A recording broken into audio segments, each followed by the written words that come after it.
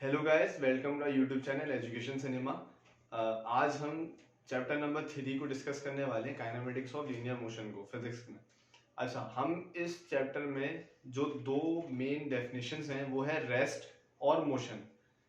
Rest क्या होती है, क्या चीज़ें रेस्ट में होती हैं और कौन सी चीज़ें मोशन में होती है, तो हम इसकी डेफिनेशन को आज थोड़ा सा पढ़ने वाले हैं। रेस्ट में वो चीज़ें होती हैं, वो बॉडी है और उस ऑब्जेक्ट को हम रेस्ट में बोलेंगे जो अपनी स्टेट को क्या चेंज ना करे।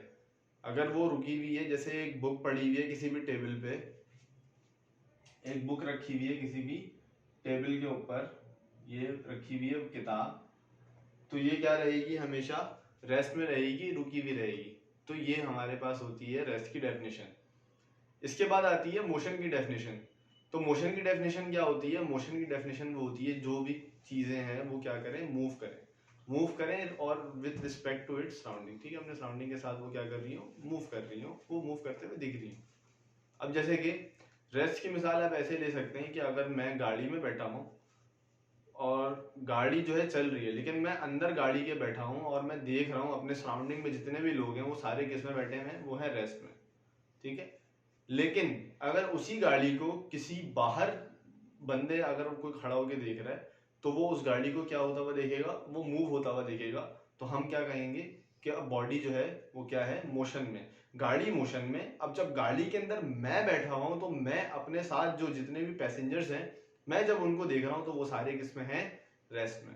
ठीक है, और रेस्ट की डेफिनेशन आप नॉर्मल भी ले लें, किताबें रखी हुई हैं शेल्फ में, कोई भी चीज रुकी हुई है, गाड़ियां खड़ी हुई हैं, लोग खड़े हुए हैं, ठीक है, रेस्ट में, रुके में, अपनी पोजीशन को चेंज नहीं कर रहे, अपनी स्टेट को वो क्या नहीं कर रहे, चेंज नहीं कर रहे, मूवमेंट नहीं कर रहे, मूव नहीं कर रहे, वो बिल्कुल साकिन है, यूं है, रेस्ट में, शांत हुए में। ये है रेस्ट।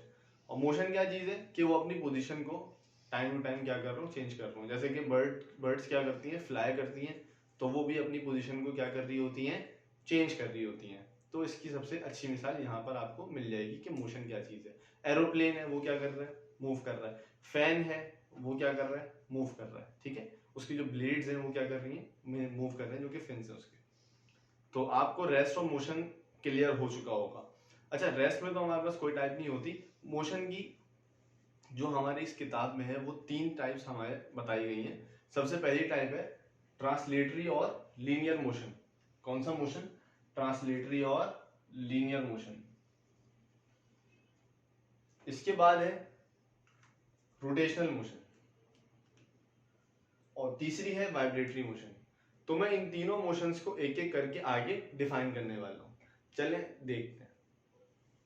ट्रांसलेटरी मोशन हमारे पास क्या होती है? ट्रांसलेटरी मोशन सबसे पहली मोशन की टाइप है ट्रांसलेटरी मोशन। ट्रांसलेटरी मोशन में हम ये देख रहे होते हैं कि वो लीनियर डायरेक्शन में चल रही हो। ठीक है, जैसे कि एक गाड़ी है, बस है, वो रोड पे मूव कर रही है, या कोई एरोप्लेन है, ये एक गाड़ी है, सपोज कर लें आप, एक गाड़ी है। ठीक है, वो गाड़ी क्या कर रही है, मूव कर रही है रोड पे, और वो गाड़ी अब यहाँ आ चुकी है। ठीक है, या ये गाड़ी यहाँ पहुंच चुकी है, तो ये अपनी पोजीशन को क्या कर रही है, टाइम टू टाइम चेंज कर रही है।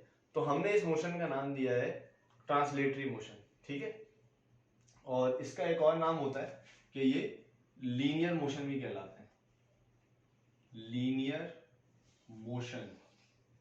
ठीक है, ये किसी भी एक डायरेक्शन में चल रही होगी। ठीक है, और इसमें क्या हो रहा होगा, चेंज आ रहा होगा। इसके बाद आती है ट्रांसलेटरी मोशन के बाद बारी आती है रोटेशनल मोशन की।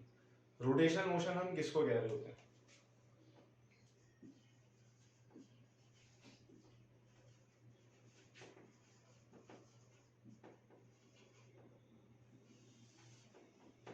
मैं आपके लॉजिक्स को यहाँ पे क्लियर करूंगा। डेफिनेशन तो आप बुक से भी याद कर सकते हैं, आपके नोट्स भी अवेलेबल हैं। आप कमेंट बॉक्स में अगर मुझसे नोट्स लेना चाहते हैं तो मैं आपको वो भी प्रोवाइड कर दूंगा।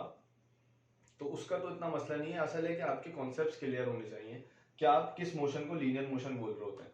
ठीक है, तो लीनियर मोशन जो टाइम टू टाइम, जैसे गाड़ी है, नॉर्मली एरोप्लेन्स हैं, ये क्या कर रहे होते हैं, चेंज कर रही होती हैं। ठीक है, अपनी पोजीशन को चेंज कर रही होती हैं। रोटेशनल मोशन में क्या होता है, कोई भी चीज रोटेट करना। ठीक है, रोटेट कर रही है, रोटेट कर रही है, लेकिन वो कैसे करेगी, वो अपने एक्सिस पे रोटेट करेगी। तो अब एक्सिस क्या चीज होती है, जैसे फैन रोटेट कर रहा है। एक होती है रिवॉल्व करना, जो कि अर्थ रिवॉल्व कर रही है, सन ये रहा, अर्थ इसके बीच में यहाँ साइड में रिवॉल्व कर रही है, तो ये रिवॉल्व है, ठीक है, चक्कर लगाना। लेकिन यहाँ रिवॉल्व नहीं करना, यहाँ है सेंटर, इसका जो पॉइंट है, एक्सिस है, ये फिक्स है फैन का, और फैन इसके गिर्द क्या कर रही है, रोटेट कर रही है। अगर मैं एक नॉर्मल इसको समझा सकूं आपको, तो ये फैन है, ये ऐसा, और फिर 3 इसकी, तो ये जो इसका एक्सिस है, ये जो है, ये स्ट्रेट लाइन जो है, फैन उसी के अराउंड क्या कर रहा है, मूव कर रहा है। फैन क्या कर रहा है, उसी के अराउंड मूव कर रहा है, ठीक है। ये है रोटेशनल मोशन। इसमें तो एक एग्जाम्पल हो गई फैन की, दूसरी है अर्थ की। अर्थ जो स्पिन कर रही होती है, अगर हम सपोज कर लें अर्थ, ये अर्थ है बिल्कुल, उसका सेंटर ले लें, एक स्ट्रेट लाइन ले ली हमने, एक्सिस सपोज कर लिया, और अर्थ क्या कर रही है, उसी के बीच में स्पिन यूं भी घूमती है, यूं भी घूमती है, यूं भी घूमती है, हर तरह से वो स्पिन करती है, लेकिन वो चक्कर नहीं लगाती, वो मूव नहीं करती। तो उसमें एक और हमें एग्जांपल मिल गई किसकी, अर्थ की। और जो तीसरी हमारे पास मोशन है वो है वाइब्रेशनल मोशन या वाइब्रेटरी मोशन।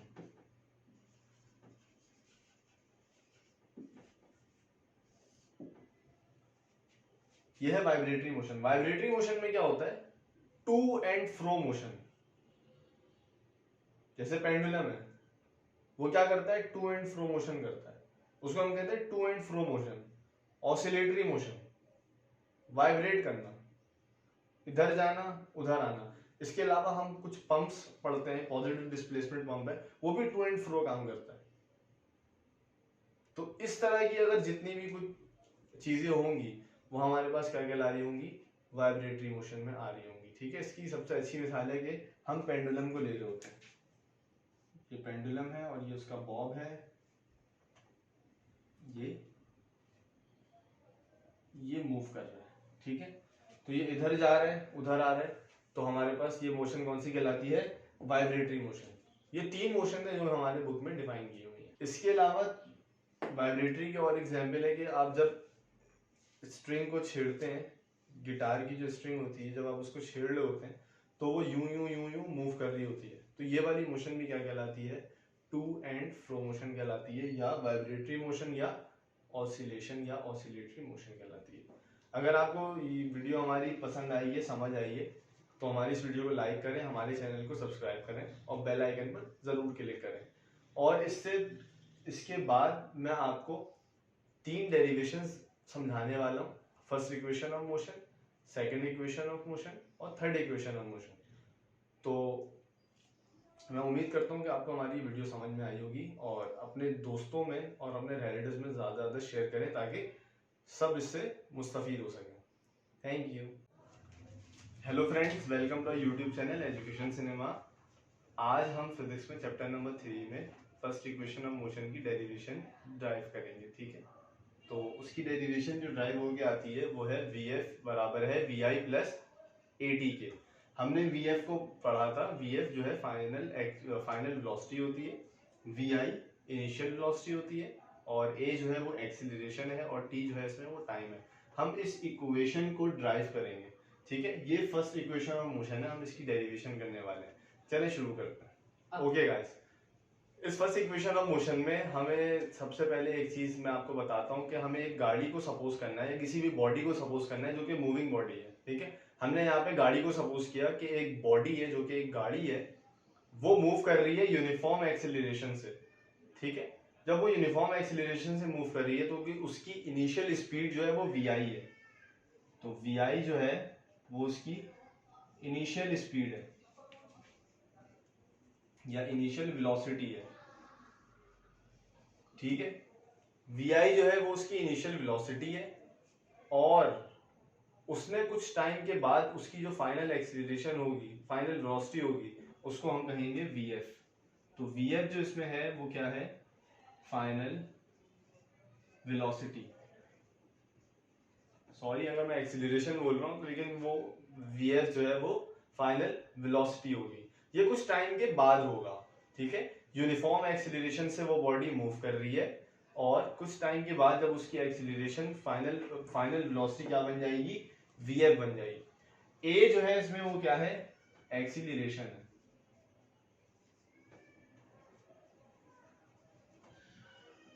और t इसमें है टाइम। ठीक है, तो हमें ये इसमें फाइंड आउट करना है, हमें ये चीज ड्राइव करनी है कि जब वेलोसिटी का चेंज हुआ, जब वेलोसिटी चेंज हुई, वेलोसिटी कब चेंज हुई, कुछ टाइम के बाद चेंज हुई। बॉडी यूनिफॉर्म एक्सीलरेशन से मूव कर रही थी और वेलोसिटी पहले इनिशियल थी, बाद में वेलोसिटी फाइनल थी। ठीक है, इनका जो डिफरेंस होगा, इस वेलोसिटी का जो चेंज होगा वो कुछ टाइम के बाद ही आएगा। तो हमें क्या करना है, हमें जो वेलोसिटी का चेंज है ये कुछ टाइम के बाद आता है, और इस वेलोसिटी को चेंज को हम क्या कहते हैं, एक्सीलरेशन कहते हैं। इस वेलोसिटी का चेंज हम क्या कह रहे होते हैं, इसको एक्सीलरेशन कहते हैं। तो एक्सीलरेशन का मतलब ये है, जो कि यूनिफॉर्म एक्सीलरेशन थी, इसमें delta we divided by time, delta we divided by time. इसमें जो डेल्टा वी है वो है हमारे पास वी एफ माइनस वी आई, जो कि चेंज इन वेलोसिटी है, और नीचे है टाइम टी, ये बराबर है एक्सीलरेशन के। ठीक है, तो एक्सीलरेशन बराबर हो गई V F minus V I divided by time. अगर मैं इस टाइम को इधर भेज दूं तो टाइम यहां पे डिवाइड हो रहा है, और इस इक्वल टू के निशान के बाद जब ये इस तरफ जाएगा तो वहां पर वो क्या हो जाएगा, मल्टीप्लाई हो जाएगा, तो वो हो जाएगा ए टी। ये बन गया वी एफ माइनस वी आई बराबर हो गया ए टी के।